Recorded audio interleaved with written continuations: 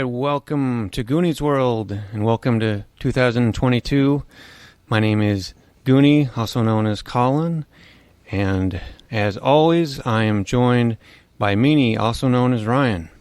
Hello, Goonie. It's good to be back. And Johnny Farrow, also known as Sean. Yes, here I am. Happy New Year, everyone. So, we're back with another game of GURPS. This time, Cyberpunk. Yes, we are leaving the Ice Age, which is our last GURPS game was an Ice Age game, and now we're going into the world of Cyberpunk. Maybe it's the same universe, though. Maybe you guys are the remote descendants of Doof and Gagalt. I don't know. Yep. But yeah, we're playing GURPS Cyberpunk, so welcome to the not-so-distant future. It's night. It seems like it's always night. And it's raining. It seems like it's always raining. You're in the upper Midwest Metroplex, which is part of this huge urban sprawl that's somewhere between Chicago and St. Louis and encompasses both of those old cities. But there are huge, tall buildings that dominate the view in every direction. The sky is grayish, purple twilight almost constantly, or black. And there's, again, this almost constant, mildly acidic rain. And you guys are on the lowest levels of the city, underneath elevated slide walks. And the light mostly comes from flickering neon signs. And a lot of them are in Chinese characters or the Cyrillic script, like Russian letters. And they're decades-old junked ground cars, which you don't see too much anymore. They litter the streets all over the place, and some people even live in them, really poor people. Middle-class types live far up above where you are right now in condos and apartments, like midway up the towers. And these go up hundreds of stories, and they're topped off with this high-tech wonderland where the rich and powerful corporate and entertainment oligarchy who rule this dark world have their homes and businesses. But now you're in a part of the Metroplex they call the Underbelly. It's not really a specific neighborhood. It's just this lowest level. And we're going to fade into the Chinatown neighborhood and go past some faux fish markets and synthetic fruit stalls to a tiny little hole of a bar. It's wedged in between the buttresses at the base of this huge tower. And a red neon sign that's flashing inconsistently says Sloan's. And it looks like Sloan's inside, and we look through the window, has barely even got room for the bar. In the back, there's a wider area where there's some holographic pool tables, but they're usually on the fritz. And behind the bar on big screens, they're playing an auto-dueling match on TV. There's a sad song playing by the pop star Trinity, playing on the juke deck. And there's an old, miserable-looking bartender behind the bar. It's Sloan himself. And, of course, a few reprobates and criminals slumped at various tables. But one rather good-looking guy wearing sunglasses at night. He's sitting at the bar nursing a single malt scotch. And, Ryan, can you just introduce your character real quick to us? Because this is you. Yeah, so my character is named Dexter Farley, although he just goes by Dex, just Dex. And he's kind of he had been a musician. He kind of dabbled previously in some kind of, post-hardcore, post-punk type stuff. And he still kind of retains some of the vaguely punk rock aesthetic. He's got like kind of spiky hair and, of course, the dark glasses, which are not only a fashion choice, but also kind of covering over his bionic eye, and he's got like dark jeans and a dark sort of biker jacket looking leather jacket, and probably some band T-shirt. The first thing that came to my mind was Ramones, but that was probably long enough ago that there's been some subsequent. He's really old school though. Maybe. He could be, yeah, could be, but he's definitely into old school music, and not only old rock music from the 20th century, but even older blues and stuff like that kind of turns him on. So that's kind of his deal. But he's kind of a brooding alcoholic PI, really, is kind of what he does for his day job, which mostly amounts to like tailing corpo execs, getting hired by their wives to track down them cheating on their wives with some floozy from the office or whatever. Mm-hmm. That's kind of his main gig, primarily. Okay, that's great. Well, you're talking Dex to Sloan. Like, you working tonight, Dex? Not tonight. No, I'm just nursing this here single malt. Don't got a current job to be working on, unfortunately, but something always comes along. Yeah. Hey, listen, I just noticed that Trinity just started playing on the juke deck. You want me to change that up for you?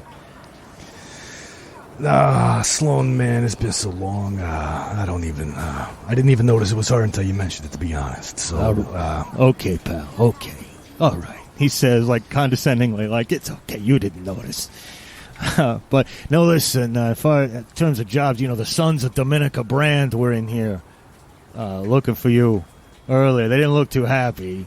Dominica Brand was a case you were involved in. It was a cheating wife. You had taken some photos and proved, to her husband that she had been cheating. He was a very, very powerful corporate executive. But, they were in here. They're kids, not her. They're in here looking for you. And like I say, they didn't look too happy. Twins, they are. Yeah. It's not too surprising, although I'm glad I wasn't here. I wouldn't want to have to make a scene here in Sloan's, you know what I'm saying? Oh, yeah, you got to respect Sloan's. You got to take it outside if anything happens. But, don't worry, I still keep the shotgun behind the bar. I ain't going to let nothing happen to you. But if I were you, if you go out in public, I might slap on that elastic face you got. Yeah, that's probably not a bad idea. Just kind of lay low from those thugs for a while, Yeah. Well, just then the door opens. And this place is old school enough that there's even you'll jingle the bells as the door opens. And this stunningly beautiful woman comes in. She's very stylish, very well put together, blonde with a silvery bionic arm. And she looks way too classy for this place. She's carrying like a little Gucci handbag. And all heads in this bar that are capable of turning, that aren't completely slumped over, they all look in this woman's direction. And Goonie, can you introduce your character for us? Because that's who this is. Yeah, her name is Harmony Valentine, and she is also a PI, but she couldn't be more different than Dex. She's very social. She's kind of a social butterfly. Like you said, stylish and kind of high class, and very girly, with dyed blonde hair. And I would say, somewhat tall, just model looks. And then I guess she does have a bionic eye, but she doesn't wear sunglasses. I think her bionic eye is probably so high-end that you can't even tell it's a bionic eye. Yeah, you got to really be looking into those eyes. Yeah. Nice and close. Speaking of which, before anything else can happen, though, Harmony, you get a text. You can hear your phone vibrating. And you look down, and the text says, "I want to smell your hair. Call me."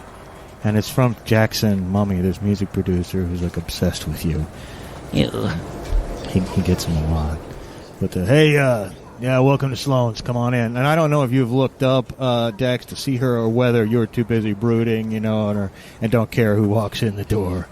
But well, I'm assuming that upon the jingle of the chimes, with the door opening, Dex probably looked over out of habit, if nothing else, okay. and then kind of did a double take, and then rolled his eyes and looked down at his scotch and pretended to, not notice who it was. Okay. All right. What can I get for you? You look like a classy lady. How about I make you a nice Manhattan?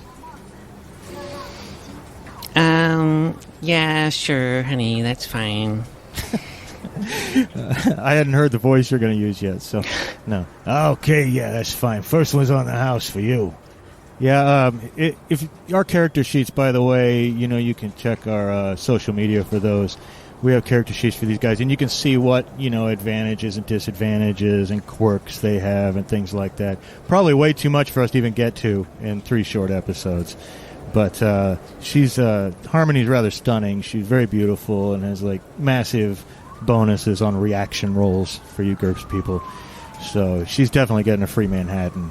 And Harmony, I don't know what you're here for, but this good-looking guy at the bar looks like he recognizes you and he knows you, and I think you realize that. So I'm going to leave you two alone at the bar here at Sloan's. Well. Well, does she sit down? I'm going to be standing at the bar, but not sitting down. All right, well, without, with her little well, as Sloan is pouring her Manhattan, or mixing or shaking or whatever. I don't even know what goes into a Manhattan, but... I don't either. It just sounded classy.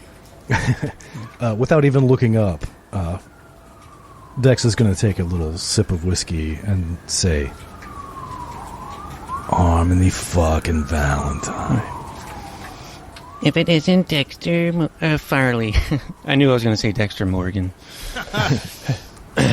What the fuck are you doing here slumming it around in Chinatown? Well, it just so happens that I'm here looking for you. I don't want to see you any more than you want to see me, but I thought I might find you here. Well, you found me. Now what are you going to do with me? Well, it's about Trinity.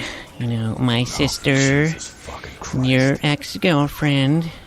That was a long time ago, Harmony. It was a long fucking time ago. Yeah, I know. I remember she dumped you. It was pretty hard on you.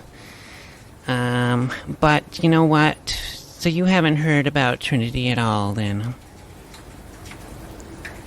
What are you talking about other than she's, fucking famous and hobnobbing with the fucking stars and everything, that's about all I know. Oh, well, she's missing.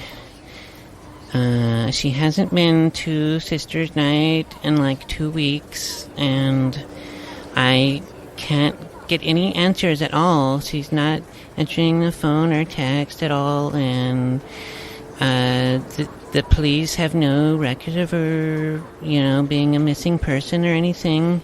It's really bothering me. It's really worrying. So you talked to the cops, huh? I checked out everyone, but I think her agent might know. They might be hiding something. I don't know, but I'm just really out of options. So I had to come see you, as we're both PIs, and it might be worth teaming up. If we have to, because it's Trinity. Oh, fuck me. Harmony, come on, I don't do teams. I work alone.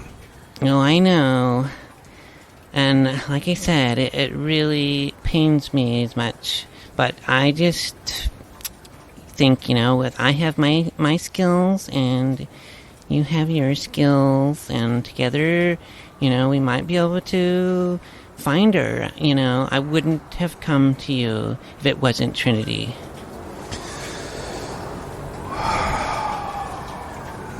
is, so who's, you say you think her agent might know something? Who's repping her these days?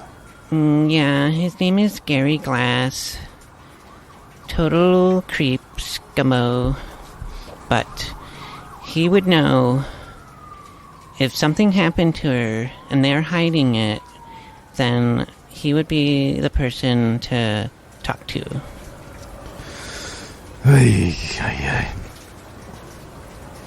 So you've tried calling her, right? You've been by her Of course. apartment and everything, all right? We talk all the time, and this is not like her at all. Something really bad might have happened to her. Just then you get a text, actually, Harmony. Oh. All right. Yeah, it says, I know you're getting these texts. Call me. It's Jackson Mummy again. Another creeper. I don't know. So I'm getting these texts from... What was his name? Jackson Mummy? Jackson Mummy, yeah. He's a famous again? music producer. Okay, yeah. Yeah, he's worked with your sister in the past, and that's how you met him. So, Dex probably, if he is a music person, he might have... Everybody knows who. about it. Everybody knows who Jackson Mummy is. Yeah, I just got another pervy text from Jackson Mummy. He's obsessed with me. Yeah, he's a fucking creep. You think he might know where Trinity is at? Yeah, that might be another person to check out. There's no shortage of people that were totally into Trinity and have motive to hurt her, including any ex-boyfriends that might have been dumped for being losers. I mean, she had a lot, I'm just saying. Yeah, I think I know exactly what you're saying. But, I haven't seen her in, Jesus Christ, years at this point. I mean, she's way too, famous for me. Out of your league. Way out of she was out of my league when we were kids. But, now she's way out of my fucking league. So, yeah.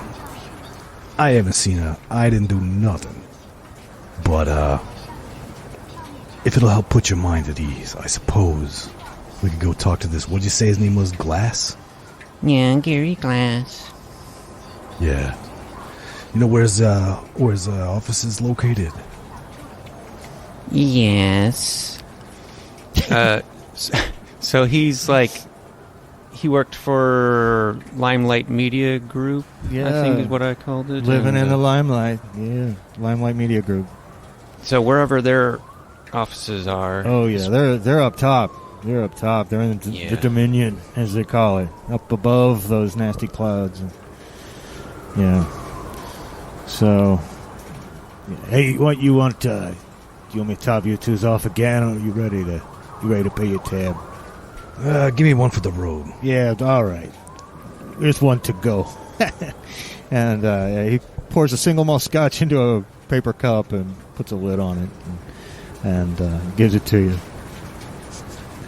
Okay, well, it's not exactly what I meant, but that'll work. Dex says as he grabs it and just drinks it and downs it in one swallow. Okay, well, I guess you guys will leave Sloan's behind for now and go seek out this Gordon, or not Gordon, Gary Glass. Or I might have actually called him Gordon Glass. I think I misspoke. You know what? His name is Gordon Gary Glass. Okay, D-O-G, that sounds like... Triple G. That's what some of the people in the business call him in the industry. Real Triple G. Yo, G. Yeah. But anyway, you can go see Gordon Gary Glass at Limelight Media Group. And when you step outside again, you're underneath these slidewalks. You're in shadow, and there's neon everywhere. And the way to get up there, you're going to have to get to an automated air cab. It's by far the quickest way to get up to Dominion.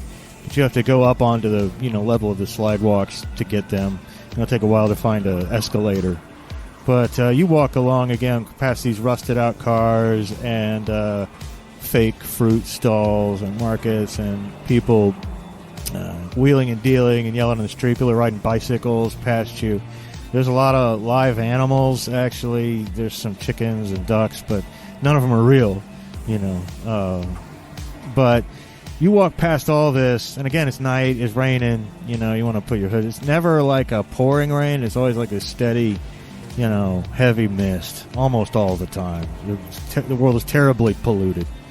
And you get to this bank of escalators, and at the bottom there's a bunch of vending machines.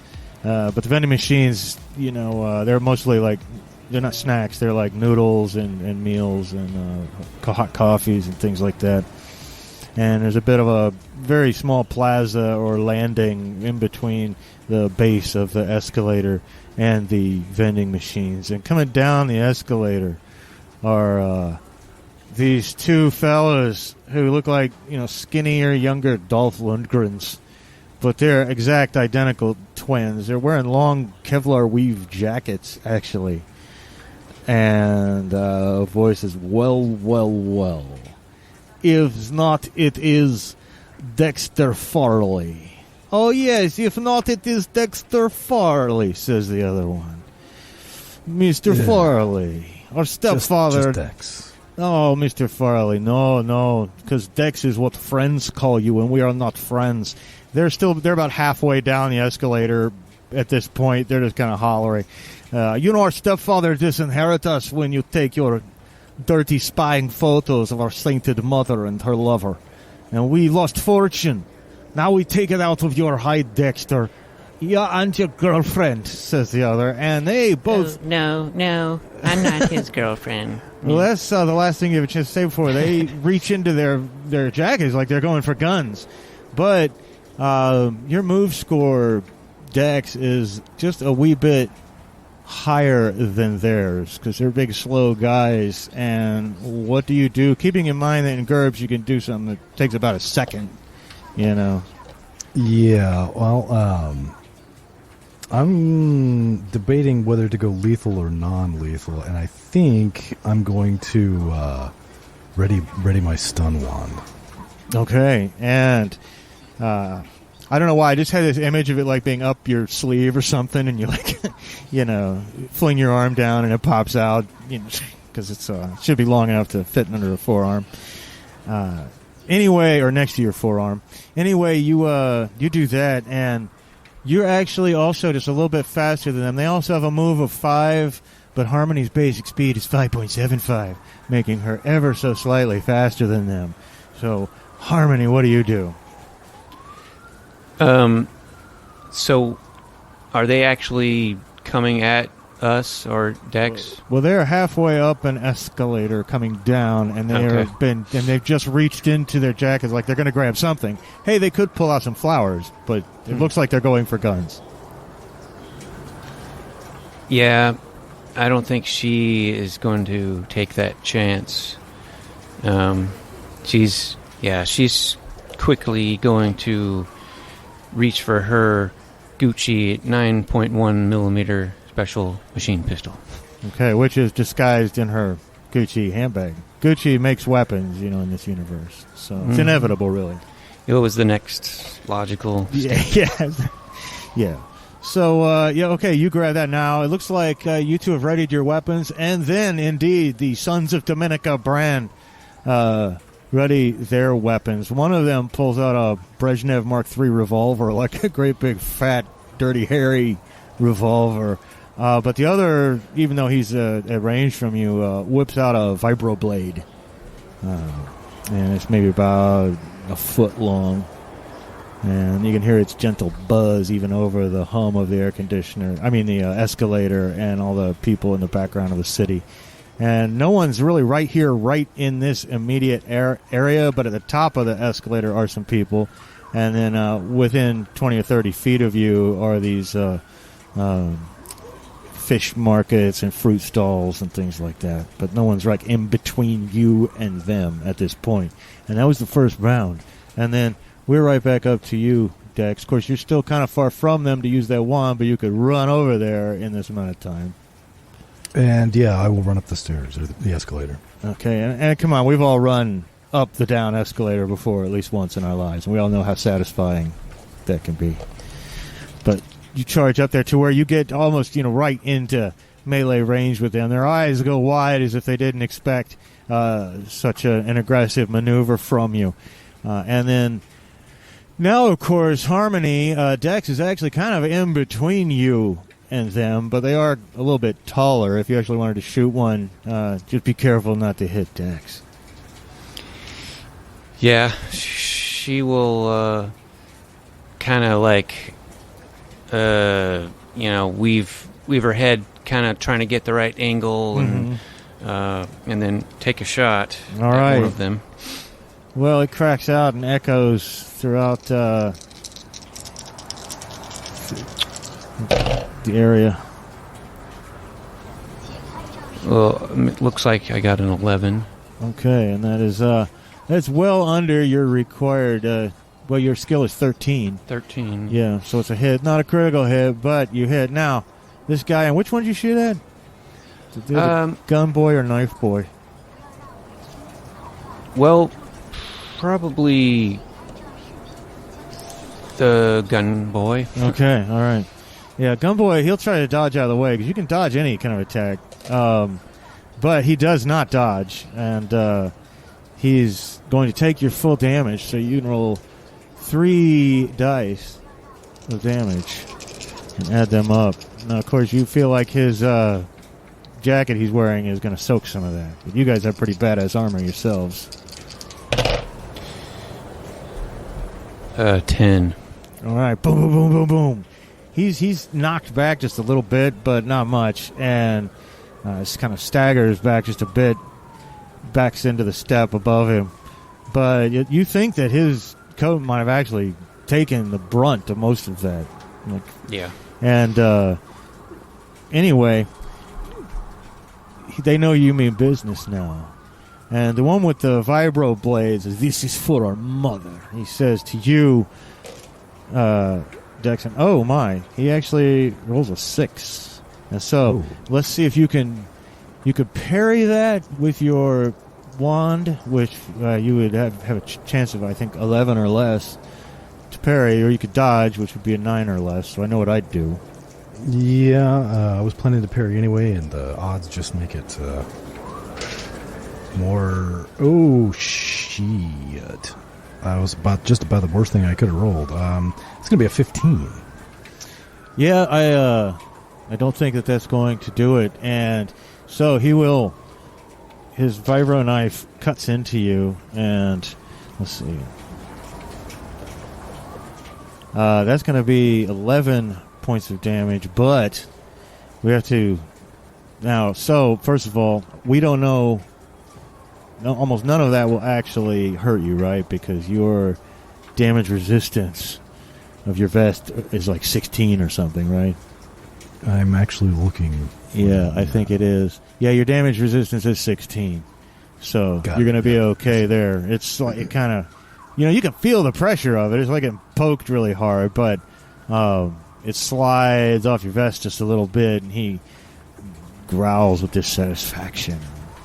And then Gun Boy, this other son of Dominica Brand, and they don't have names. They're just the sons of Dominica Brand. And he fires this great big large revolver, and boom! And that is a critical hit against Harmony. And also the gun goes off almost right next to your ear, Dex. But you can't even dodge or this one, Harmony, because it's a critical hit. You can't dodge a critical hit. And he rolls, and luckily for you, the damage roll is not that bad. And again, that's going to stagger you just a little bit, but your vest will take most of that damage because it was 12, and you're going to soak it with 16. And as long as we're not using individual hit locations like your head or something, we might branch out to that in the next episode. But all shots are assumed to be to your torso. Yeah. So if they decide to start aiming at your head, which is hint something you might want to try to do with them, where there is no armor, then you guys will always soak quite a bit, which is good. Nevertheless, that is their turn, and so only 2 seconds have passed, really, just 2 rounds of combat since we started this, and we are right back up to the heat of the action on the escalator, and by now you guys are almost at the bottom, right? Because the escalator's still moving. And it is your turn, Dex. Well, Dex is going to swing his stun baton at Knife Boy. Oh, 4, 5, and he rolls a 7, not quite a critical. Not quite a critical. Well, let's see if Knife Boy will parry. He has a chance to parry with 8. But no, I'm saying it's almost the worst possible thing you can roll. I got Neighbor of the Beast, 665 on 3d6. So, no, that is a 17. And that not only is a failure, but that is a critical failure. That is a critical failure, and just for fun, I'm going to see exactly what that looks like for him. And oh no, he's just wrenched. He strained so badly during that attack that he actually, or during that, it was a parry, right? Attempt to parry, yeah. Attempted parry, yeah. He actually strains his shoulder, and he cries out, "Oh!" And his arm goes a little bit limp. He doesn't drop it, but he reaches up and he's like, "Oh, I've pulled muscle. Oh, are you getting some cramp again?" "Yes, oh." And, oh no, this is not good for him. So, let us go ahead and have you roll that damage. Well, it is, the damage I rolled was unfortunately just 1. But then he, I believe, has to make a health -3 or be That's stunned. right. That's right. And his health is only 10. And -3 is 7. And unfortunately, he's rolled much higher than that with... Well, it's not that much higher than that. It's a 10, but it's still too high. And he is stunned, and all his active defenses are now at like -4. And he can just stagger around, and that's exactly what he's doing. And wincing as he massages his strained shoulder, and it looks like he's going to start to stumble backwards up the escalator. Even though he's stunned, he's going to try to kind of move away from you, but he's completely out of it at the moment. And now they're quite a bit closer to you. They're still at, they're not in melee range yet, Harmony, but they're at the bottom of the escalator near you. And what are you going to do? I will shoot. I'm assuming you shoot at Gunboy again. Yeah. Yeah. He's weaving around. He's trying to get behind Dex, but not a lot you can do. Well, I got a 12, so I did make it. Okay, yeah, you hit him, and no, he's not dodging that one. He's only got a 6 or less dodge anyway, and he rolled like a 14. So you may roll damage.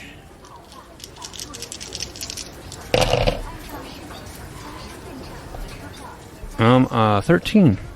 Oh my! Well, a little bit of damage gets through there after all. Ooh! He hollers out, and after the other guy, Knifey Boy, is doing nothing. This guy takes one more shot, and he, in fact, chooses the all-out attack maneuver. He's not going to attack twice. He's going to attack once with a +4, and that means he'll hit you, Harmony. This time, however, you can dodge it. Okay. These are all cinematic gunshot dodges, I guess. So my dodge is 7, looks like. Your dodge is 7 or less. 7 or less. And I rolled D3. Oh, no. Oh, no. Okay, so you are going to take the damage, but... I have 3 5s. That is 15. Oh, but just enough that your armor, and of course you're both wearing pretty decent armor. Medium monocris. Yeah, monocris vest. Yep. It's like getting the wind knocked out of you, getting kicked or punched. Bastard. Boom. And that is their turn, and we're right back up to the top with Dex, who is going to once again swing his stun baton. I assume at the other guy who's not stunned this time. At the gun guy, yep. Yeah. And that's going to hit with an 8 unless he can... Yes, well, he's not going to. And he has to make a health roll now. But these guys are the worst ever. I got a 4, 5, 6. There's got to be names for these things, little runs. I got it straight. But it's not good, because he cannot avoid this stun. And he is now you guys could basically just coup de Gracie them, as we say.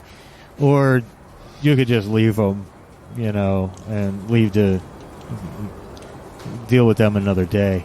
But they're laying there now, like against the bottom of the escalators, and they're kind of like stuck there on the bottom of the escalator. One of them's head's kind of getting hit over and over with the stairs. It comes under. And they're rolling around, stunned. I don't think they're going to stay stunned forever, but about 10 seconds. Well, yeah, a little less than that now, but which is an eternity in GURPS combat. Yeah. Dex is just going to say, all right, Harmony, I suggest we get the fuck out of here. Yeah. She wants... I think, she's not going to kill them or anything, but she wants to disarm them, I think. And we can leave them. No, don't take... Shut up. You have not seen Last of Us, Dexter, Farley. And they're trying to help each other sit up. It's rather comical the way you leave them. But you can take the up escalator, which is right next to it. And, of course, police haven't come. Police almost never come down here. Police are to protect, people who live up higher from the people who live down here, for the most part. And they don't get involved. It's like the Wild West down here in the Underbelly. But you're taking your first step out of the Underbelly for tonight. You ride up the escalator onto a slide walk. And these are like full-on Isaac Asimov slide walks. You get on and you just stand there and it just slides you, and you can hop, a little bit towards the center where it slides faster. When you move to edges of it, it slides slower. But these actually go up in spiral ramps, quite a few of them. But before you ever go up, you slide pretty far to the north. It's at least 6 or 8 blocks, and there's a huge Burger Pope here. And right next to the Burger Pope is an air cab station. These are all automated, computerized air cabs. But there's one available here if you guys want to hop in. Or do you want to stop at Burger Pope and get a delicious burger?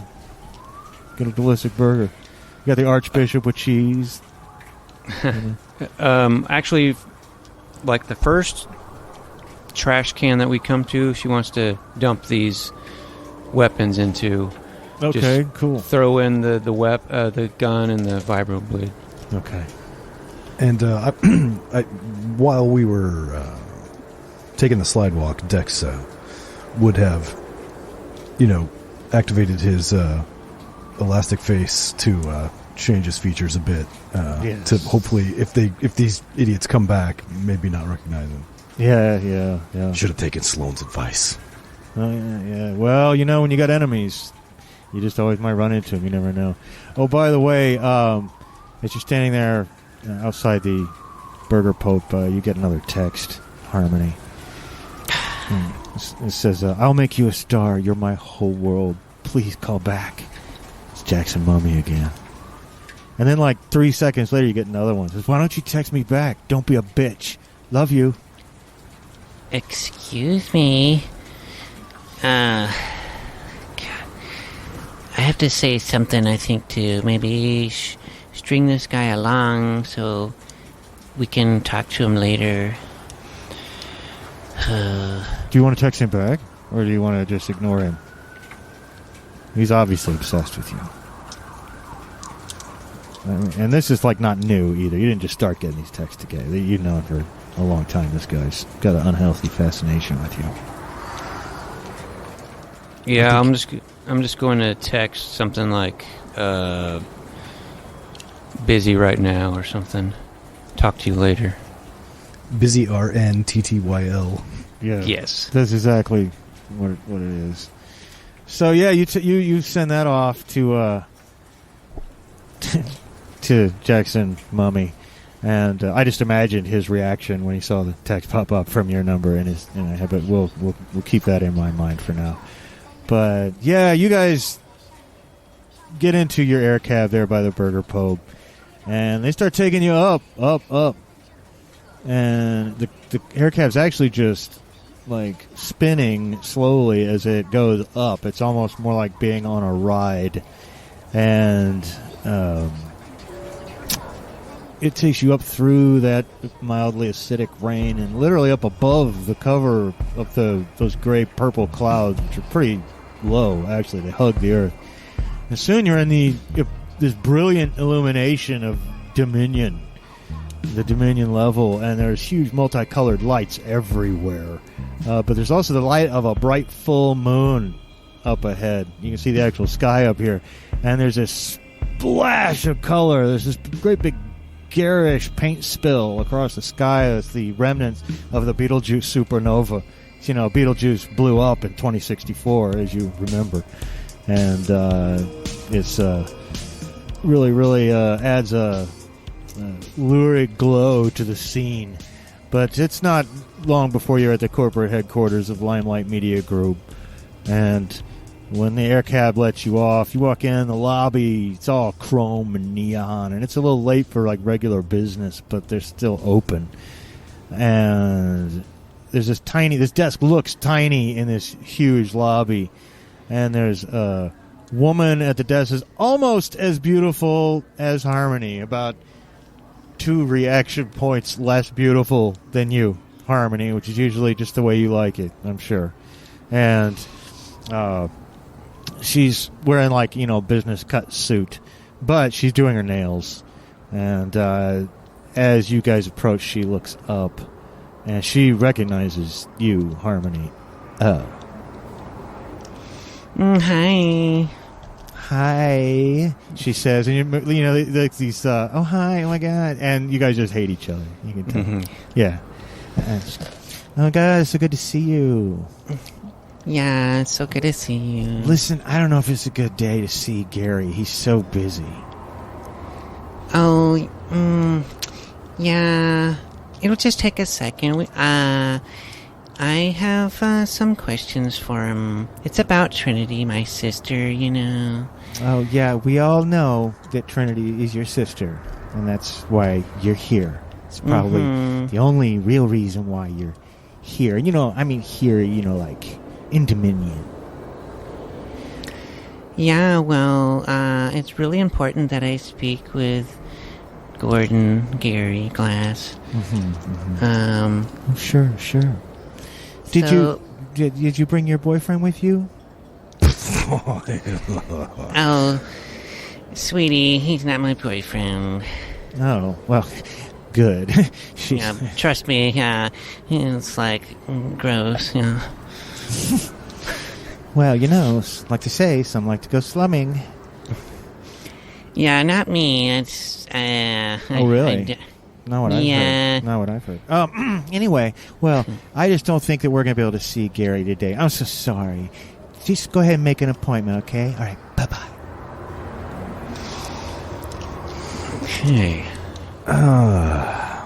Really? We're going to have to do this the hard way. Are you threatening me? Does it sound like I'm threatening you? I don't know. Are you threatening me? She says. Hey, go ahead and make a vision roll, which is equal to your IQ, except I believe you get big, massive, fat bonuses on vision rolls. Yeah, so really you're going to be rolling a 16 or less. 16, instead of, Plus 2, and that's going to be a 10. Okay, right when she's saying, "Are you threatening me?" she's reaching down and she's like pressing a button on her keypad as if she's now recording the conversation. So, did it sound like a threat to you? Come on. I know you said something about the hard way, either threatening or you're flirting. Oh my gosh, are you flirting with me? Are you objectifying me? In your dreams. Huh. So, look, we're all enjoying this conversation, I'm sure. But we really need to see Gary. 3G, I believe he's called. That's not exactly what he's called, but... Well, she looks... 3G, G-Spot, G-Man, whatever you call him. G-Spot. She kind of giggles at that one. And then maybe something that maybe she is the one who likes to go slumming. She does take a look at you up and down real quick. And you are, you're much lower class than her, but you're not a bad-looking fella. So I'd like you to go ahead and make a reaction roll. You don't have any special bonuses here, but GURPS has a reaction table. We might as well use it. Let's see what our NPC reaction is. Roll 3 dice, and you want to roll high, actually. And I'm giving you a +2 for being cool. That's going to be a 6, 9, 11 plus 2, 13. Okay, well, that's good. That's good. All right. So she'll be helpful within reasonable everyday limits, which falls short of jumping into bed with you, but maybe like, well, I guess I'll call and I'll see if I can maybe get an appointment for you. And she sub-vocalizes for a minute while putting a hand up to her ear. You can't hear what she's really saying. She's obviously got some implants, where she's buzzed straight up to Gary. She goes, all right, Gary can see you just for about, just very briefly, okay? It's not going to take long. We just got to ask him a couple questions, that's all. Okay. Oh my God, it's always so great to see you, Harmony. Likewise. Bye. Bye. And we're sorry. But, anyway, you get into the bottom of this elevator shaft, and it whizzes you up even further, up another few levels. During the elevator ride, I would like Dex to turn to Harmony and say, Jesus Christ, Harmony, after that interaction with that receptionist, I feel like I need to binge a pint of Ben & Jerry's and watch Mean Girls. See, that's why we are working together, because even though I'm really good at talking with people, some women are just bitches towards me because they can't stand that I'm more attractive than them. And so I don't get anywhere when I speak with those, but, you've got your sort of charms, blue-collar charms. Blue-collar charms, yeah, I like that. That sounds about right. I like that, too. That sounds like a good name for something. Hey, Sloan's here all of a sudden. Hey, guys. Whoa, you know Gary? No.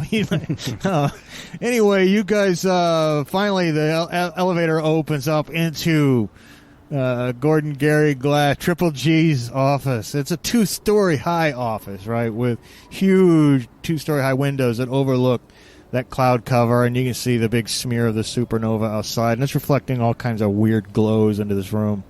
And on the other 3 walls, they're huge, like much, much larger than life posters of Trinity. And there are framed like platinum discs on the walls. And Triple G comes up. He's actually like a real skinny guy with a really obvious skin job, really obvious plastic surgery. And he's like bright orange from various spray tans and artificial treatments. And he opens his mouth to smile, showing, gleaming chrome dentures. And he wears a purple pinstripe suit. And he comes up. Harmony, baby, so good to see you. I'm like, hey, what, you bring your boyfriend?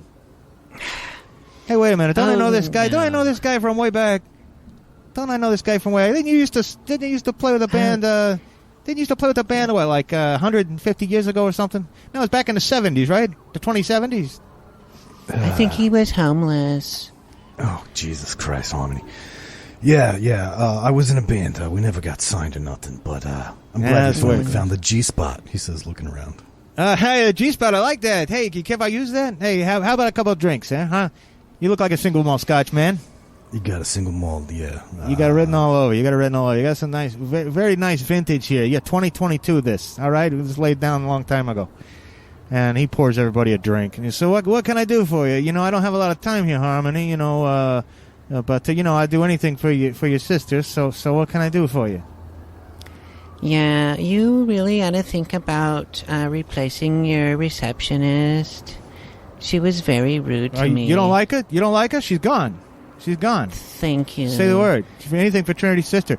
And he touches his hand to his ear and he says, bitch, you're fired. Get out. And all right, it's done. It's done. Anything for you. No, that's nothing. She's nothing. She's nothing. Trinity is everything. Trinity is everything. So that's why we're here. Well, yeah? Trinity, yeah, I can't reach her. And it's really strange that I haven't been able to find any information about where she is. Well, you haven't said anything to anybody about this, have you? Well, no, just Dex here. Dex, yeah. Well, I mean, is this some kind of, secret? Is she, on some kind of, rehab, treatment place or something? All right, listen, okay? I don't know where she is. I'm freaking out.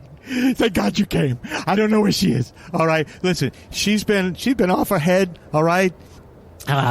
She's been taking Euphoria, the new drug they got on the street, okay? It's expensive. Even for her, it's expensive, okay? She's been hanging around with a guy they call Ping Pong, all right? He's a fellow of the Asian persuasion. He's in with the triad, they say. He's in with the triad. And she's been running with Ping Pong and his crew, and I don't know anything more than that, all right? I ain't seen her in 2 weeks. I was going to call you, but I can't let this get out. Do you know we could be ruined? This is not like the stock market. We're just about to sell rights to the whole Polynesian market, all right? And we're getting ready to stock. The new record comes out, in 2 weeks, and I don't know what to do. We gotta find it. I can't go to the police. If this gets out in the media, it's gonna be a circus. Okay, I got money riding on it. This money ain't gonna get paid if people think that she's not okay. And you know what happens if I don't get paid? Trinity doesn't get paid. All right, and then in 1,000 different ways, you don't get paid. You know what I mean? Do you know what I mean? Oh my God! What do you know about this Ping Pong character? He's moving Euphoria. That's all I know. What do I look like? The kind of guy who's got friends with the triad? Hell, you look like the kind of guy who's got friends in the triad. And as a matter of fact, as it happens, you do, I believe. Well, I wouldn't say friends, but I certainly have acquaintances. Well, ask your triad buddies about Ping Pong. All right, he's protected, but he's moving Euphoria, and that's expensive stuff. All right, we're talking $5,000-6,000 a hit, and she's off a game. All right, listen. Don't tell anybody. All right, but on Saturday night SNL, we were on it 2 weeks ago. You caught it. She was lip syncing. All right, she was lip syncing. I'll admit it. Oh, I don't know what happened. How did she get addicted to this Euphoria? Usually it's just morphine. That's everybody does that. But do they? Euphoria. Well, yeah, in our line of work, Well, listen, I was going to have to come to you anyway, but the way you walked in here with this guy, I don't know. He's a pretty scary guy. So what do you think? Can we find her? Look, if it's money, don't worry about money. Promise anybody anything, okay? But you got to look into this. Oh, of course I'm looking into it. I do anything for my sister. But it's that Ping Pong. It's that fucking Ping Pong. That's who you can go talk to. Why don't you get Pretty Boy here to go ping pong around a little bit and find out some answers? Yeah. Well, it shouldn't take me too long to track him down. I don't think it's kind of right up my alley. So, you think he's got her, or you think he's just supplying her? I don't know. You know what I think late at night when I'm laying there and I'm trying to sleep, and I think, what if he gave her a little too much of this Euphoria, right? What if she had an overdose or something? What if her body's just laying in the dumps? I'm sorry, I shouldn't say stuff around the sister. I'm sorry. I can't get away. I'm the one who saved her. I'm the one who reached out and found her in that bar. I'm the one who found her in that bar, and I got her to dump that scumbag. Oh, shit, I just remembered who the fuck you are. I'm so embarrassed. I'm so embarrassed. Time ago. Don't worry. Yeah, it's a long time ago. It's a long time ago, friend. Yeah, and you gotta admit, I've been good to her. I've given her the world, but now she's gone.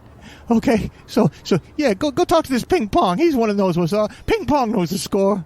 All right. All right, Gary. Thank you for your help, insofar as you helped any. Yeah. Whatever you need, promise him anything. All right. And you mean to hire mercenaries? I'll hire mercenaries, but go see what you can find out. The whole organization will thank you. Maybe we could put you on the next record as like a consultant or something. Maybe play a little backup guitar on the next Trinity record. What do you say, pal?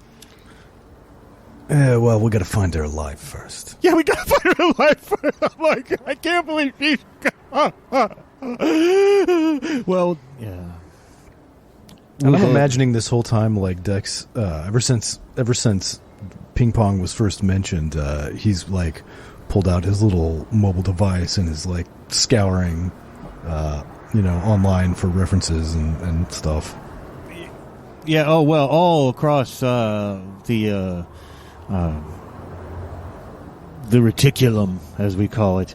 It's all Ping Pong is mentioned in a great many, subreddits and message boards and that sort of thing. Because you go in pretty deep. You're not just looking for news references.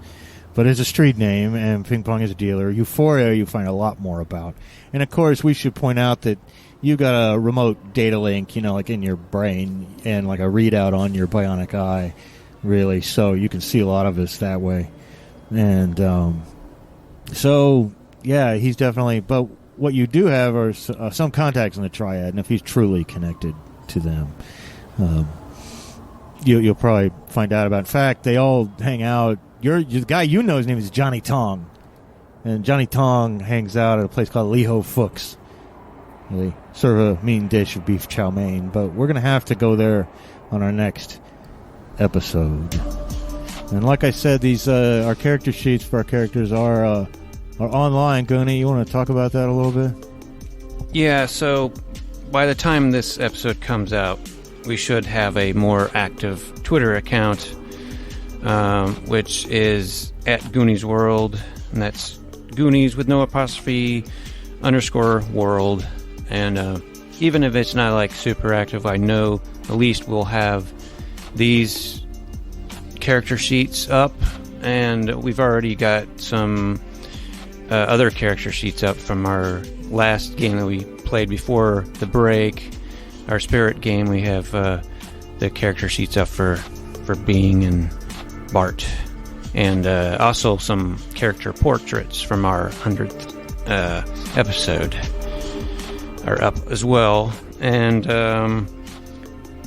you can go there. You can just a reminder, you can check us out at GooniesWorldPodcast.com, our website. You can email us at GooniesWorldPodcast@gmail.com. And also you can go to check out our YouTube page, where we've got like some cool playlists, just of our different series, but also just our our skits and music and stuff like that. You can find all together, so you don't have to listen to an entire episode. You just want to hear that. And if, as always, you can rate us or review us. You can go to Apple Podcasts to do that, or go to podchaser.com/GooniesWorld. We're on there now as well, and that would be cool. That would be really cool. And speaking of cool, I think I'll go ahead and point out that the music you heard in tonight's episode is from 6DB, which is part of a musical project I'm involved in with William Scott Chafin, and you can check that out at brightonstreetghosts.bandcamp.com. But we'll come back next week with more GURPS Cyberpunk. So we will see you then. Bye.